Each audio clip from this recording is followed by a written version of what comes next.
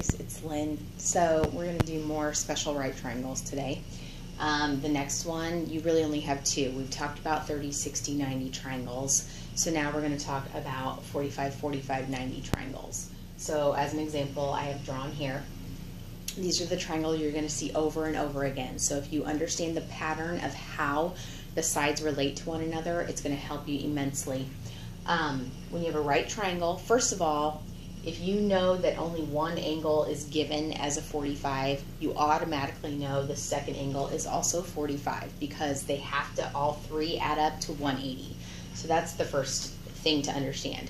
Then the other thing to understand is the pattern of their sides will always be some multiples of 1, 1, and square root of 2. So the two legs, as I call them, will always match. They will always be the same. And then the hypotenuse will be that leg times the square root of 2 every single time. So following that pattern, we can apply that to any other 45, 45, 90 triangle. Like,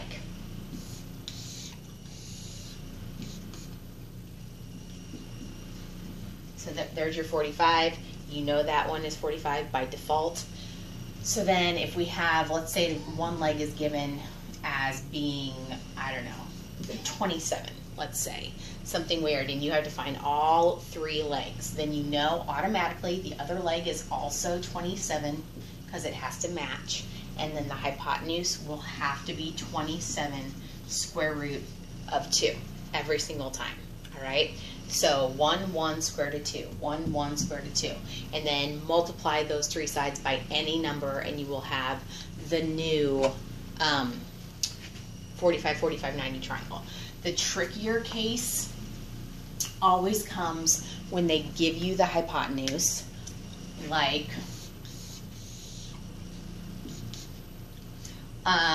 side note here, if I mark a triangle like this, which they sometimes will do, these little hash marks indicate that these two legs are congruent or are equal.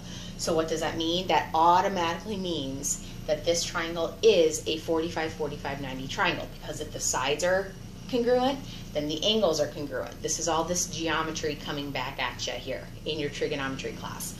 So we know by default, again, we can write that in, that that's a 45-degree angle.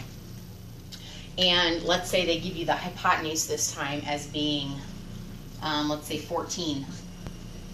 Okay, well, now problem. It looks like a problem. We have a hypotenuse that does not contain a square root of 2. Well, how do we get from the hypotenuse to a leg? If we're given a hypotenuse, we want to find a leg. The way we would do that is we would actually divide by the square root of 2. If we divide by the square root of 2 here, what do we get? We get 1, and that was our leg. So that's what you're going to do every time. From the hypotenuse to a leg, you're going to divide by that radical. So I'm going to take 14 divided by the square root of 2. 14 divided by the square root of 2. And that's essentially it. The only thing left to do, which your teacher might require, is rationalizing. So when you rationalize this, you get multiply by square root of 2 over square root of 2. That will give you 14 square root of 2 over plain old 2 with no radical. And then the 14 and the 2 can reduce to a 7 radical 2.